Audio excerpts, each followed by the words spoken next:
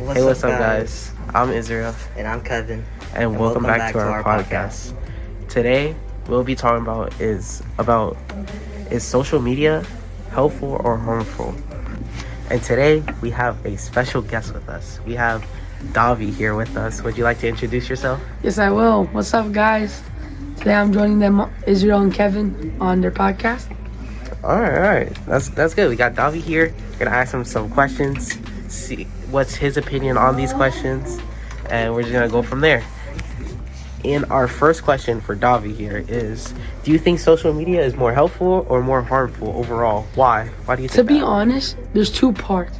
Some people say it will be harmful. Some people will say it's useful. But I think both are. So in perspective-wise, I think, like, if you're using it in the bad way, like, you're not getting enough sleep at night, you're using it in class, not doing your work, not focusing on your studies, that's the harmful part about social media. The second part, it can be useful to, like, share photos with your friends, text your friends, or if there's any emergencies, you can use your phone to call emergency services. And it's just two parts, in my opinion.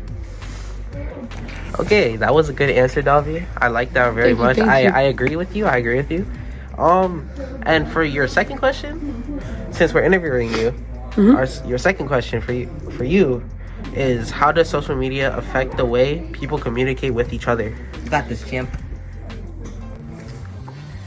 Sorry, can you repeat that again? Yeah, no problem. How does social media affect the way people communicate with each other? How people communicate with each other. What do you mean by that? Like, how they, like, the ways they talk to people? Like, let's see. Like how, like, let's say you talk to somebody a lot online, right, through messages. Yeah. How does that affect, like, let's say you go to meet them in person? How would that affect, like, your talking skills, your conversation skills with, like, real life people instead of over text? Honestly, over text, for me, to be honest, I'm very different over text. In person, I'm a bit, like, quiet, a bit shy, to be honest, sometimes. And over text, I'm more, like, more forward, you know? It's very different, honestly. It's a different perspective.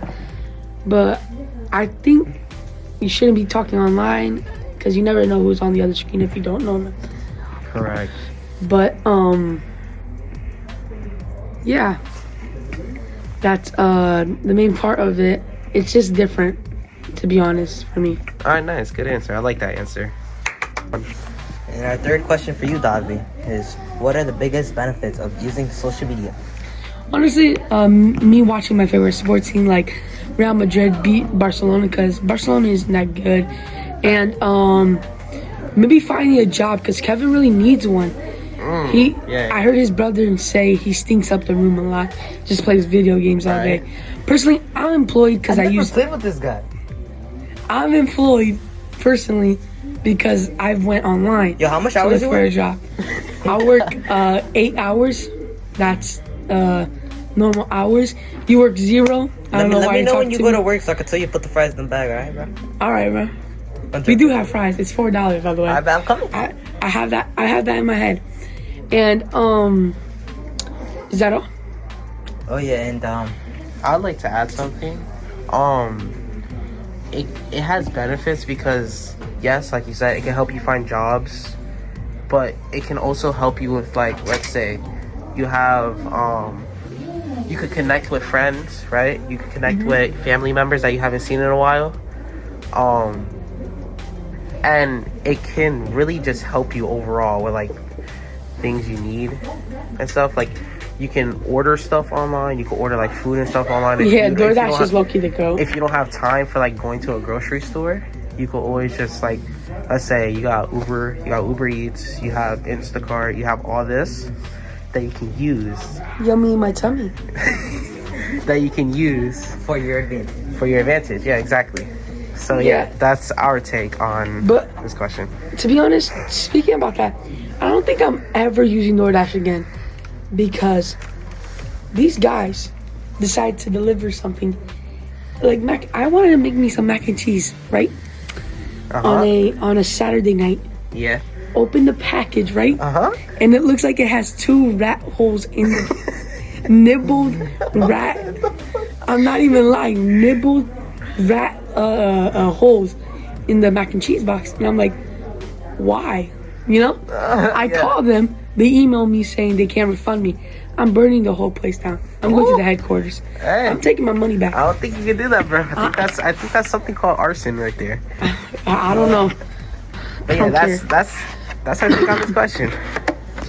And our 4th question for you, Davi, is how can social media help people stay connected with family and friends? Family and friends. Remember, this is just your opinion. No, I know. Your opinion, yeah. How it can be how it can help us connect to family and friends. Yep. It helps a lot because, let's say, my grandma, she's in Brazil, right? And we're Christians, so she always sends me voice memos or praying to me, praying for my life to get better, you know, just for me to have a better life in the future. But it helps a lot, honestly, because some family and friends are very far away. You can just communicate. And can I tell y'all the bad stuff about social media? Okay. Not social media, but calls like like it could be like bad because like people that you don't know. Could be you can call them a friend, but you never know who they are. Right. And they can diddle you, so you never know what can happen. Right.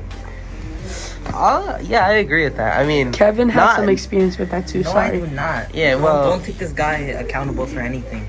Yeah, well, I can agree with what you're saying because like let's say you meet somebody online, right? You call them, right? You call them a lot, you play with them a lot, right? But when you actually but you never actually know if, like, let's say they're just somebody completely different behind the screen. Like, let's say they convince you that they're this, like, your age, this 15-year-old boy that you hang out with. Exactly. But realistically, they could be like a 40-year-old man, like somebody that's 40. Pervert. I want to add on to that. As we can also add to that, let me just say the Jeffrey Epstein files did have his gamer tag in them. So let's think about it. People online could be just like Jeffrey Epstein. Because that's true, Jeffrey bro. Epstein had a Fortnite account and a Call of Duty account. So just think about it. You never know how a person really is. Exactly. Never trust anybody online. Let me add to that too, honestly. Speaking of the Epstein files, it's not about the Epstein files, but there is this Roblox group. They have been killing people, honestly. Like, actually, they've kidnapped kids. It's on Roblox. They had satanic cults there, which is crazy on a kid's game. And there was a video circulating of a kid wanting to join the cult, and he killed a grandma and killed the grandpa, smashed their head in. I personally saw the video. Don't watch it, please, because it's very graphic and it's pretty sad. Why would you want to join that type of cult? It's real, by the way. That's crazy. For that being on something, for a game meant for kids and children, I feel like is really crazy. And I feel like somebody should take action and figure out who these people are, so like they could put a stop to them. And that's what Schlep was trying to do before he got banned from Roblox. Oh, Schlep? Yeah, Schlep. Yeah. And another thing about online friends, I mean, yes, you can have, it's not like I'm saying strictly don't have friends, but it's just know who you're talking to, like know who you're friends with, right? Like, for example, I have a best friend that I've known for almost gonna be 10 years this year. Damn. Yeah. We never met up in person, but like we know what each other looks like. We know what each other likes, you know. We know all this about each other. So yeah, it's not like I'm saying just strictly don't have friends. It's good to have friends. It's good to have people behind your back and stuff like that. So yeah. And now for our very last question for you today, Davi, is how can social media negatively affect mental health? Yes, I was actually gonna. That's crazy because I thought the Roblox thing was gonna go off topic, but social media. I have an example about that group. Right, they've actually made kids kill themselves, write their usernames on their wrist with a knife, because they're peer pressuring them, saying they're gonna show their family's stuff and expose them at school, which is very sad because they got caught, but not all of them got caught. Like the guy, one of them, I'm pretty sure was an Indian guy, of course. He was like 20 something. The other kid, he was like my age, like 16, 17 years old. That's crazy how you can be that evil at that age. And I hope God could bless them all. You know? All right, let me go a little off topic, but it's still on topic. Not necessarily about the Roblox thing, more about what you call it. It can affect your mental health because there's cyberbullying. Like people can bully you online. There's people that can bully you online, and like yeah, and like you cyberbullying and people could send death threats and stuff like that, like try to expose you and all this stuff like that, and that's why I think it's bad.